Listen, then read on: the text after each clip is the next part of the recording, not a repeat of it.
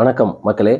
சென்னை அண்ணா பல்கலைக்கழகத்தில் 19 வயது நிரம்பிய பெண் ஒருவருக்கு ஏற்பட்ட பாலியல் வன்கொடுமை அதுதான் இன்றைக்கி தமிழ்நாடு முழுவதும் பரபரப்பாக பேசப்பட்டுருக்கு. குறிப்பாக அனைத்து மீடியாக்கள், பத்திரிகைகள், அதே மாதிரி சமூக வலைதளங்கள், யூடியூப்பில் எல்லாத்துலேயுமே இந்த பிரச்சனை தான் ஓடிக்கிருக்குன்னு வச்சுக்கோங்களேன். இது தொடர்பான அந்த விசாரணை வழக்கு நேற்றுக்கு சென்னை உயர்நீதிமன்றத்தில் அதிமுக சேர்ந்தவர்களும் பாஜக சேர்ந்தவங்களும் இதை சிபிஐ விசாரிக்கணும், தமிழ்நாடு காவல்துறை விசாரிக்கக்கூடாது அப்படின்னு சொல்லி ஒரு பொதுநல வழக்கு தாக்கல் செஞ்சுருந்தாங்க.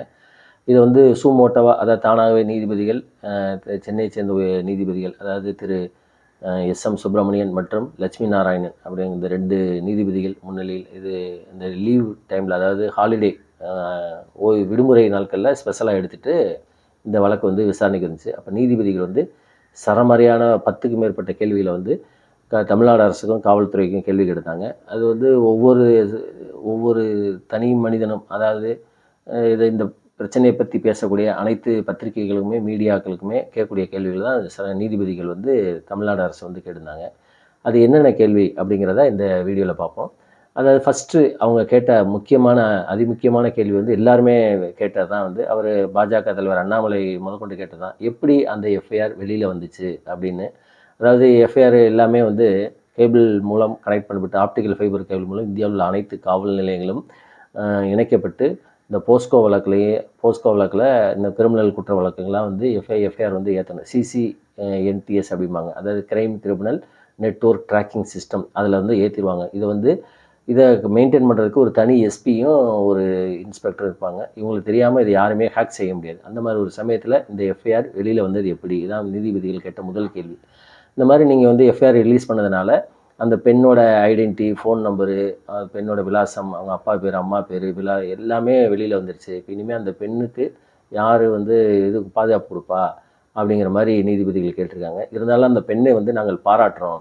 ஏன் அப்படின்னா, தானாக முன் இந்த மாதிரி இப்போ அதாவது எவ்வளவு எதிர்ப்புகள் வந்தாலும் சரி, அவமானங்கள் வந்தாலும் சரி, முன்னாடியே இந்த மாதிரி கம்ப்ளைண்ட் கொடுக்குற அந்த பெண்ணை நம்ம இந்த சமூகம் போற்றணும், பாதுகாக்கணும், அது ஒவ்வொருத்தருடைய கடமை அப்படின்னு சொல்லி நீதிபதிகள் அந்த பெண்ணுக்கு பாராட்டு தெரிவிச்சிருக்காங்க. அதுக்கப்புறம் நீதிபதிகள் என்ன கேட்டாங்க, இந்த மாவுக்கட்டை பற்றி தான் அதிகமாக கேட்டிருக்காங்க. எதனால மாவுக்கட்டு போடுறீங்க, மாவுக்கட்டு எங்கே போட்டது, உண்மையிலே வலிக்கு விழுந்ததுனால போட்டதா, அதெல்லாம் அந்த விஷயத்துக்குள்ளே வரல. மாவுக்கட்டு போடுறதுங்கிறது அது ஏன் காவல்துறையில் மட்டும் நடக்குது அப்படின்னு நீதிபதிகள் கேள்வி கேட்டிருக்காங்க.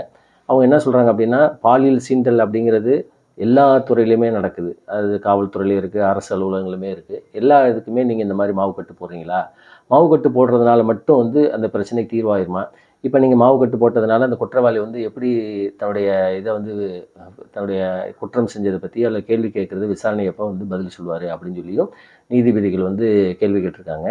அதுக்கப்புறம் இந்த மாவுக்கட்டு உண்மையா பொய்யா அப்படிங்கிறதுக்குள்ள நான் நுழைய விரும்பலை அப்படின்னு சொல்லி நீதிபதிகள் சொல்லிட்டு, அதுக்கப்புறம் என்ன பேசியிருக்காங்க அப்படின்னா, போலீஸ் கமிஷனர், காவல்துறை அதிகாரி எப்படி ப்ரெஸ்ஸுக்கு பேட்டி கொடுக்க முடியும், ஒரு வழக்கு நிலுவையில் இருக்கிறதும் சரி, எப்படி ப்ரெஸ்ஸுக்கு ஸ்டேட்மெண்ட் கொடுக்க முடியும், அதுக்கு அகில இந்திய பணி, அதாவது ஆல் இண்டியா சர்வீஸ் படி ஒரு ஐஏஎஸ் ஆஃபீஸர் பத்திரிகைகள் பேட்டி கொடுக்குறதுக்கு முன்னாடி தமிழ்நாடு அரசிட்ட பெர்மிஷன் ஆகும். அவர் அந்த மாதிரி வாங்கினாரா அப்படின்னு சொல்லி நீதிபதிகள் கேள்வி கேட்டிருக்காங்க.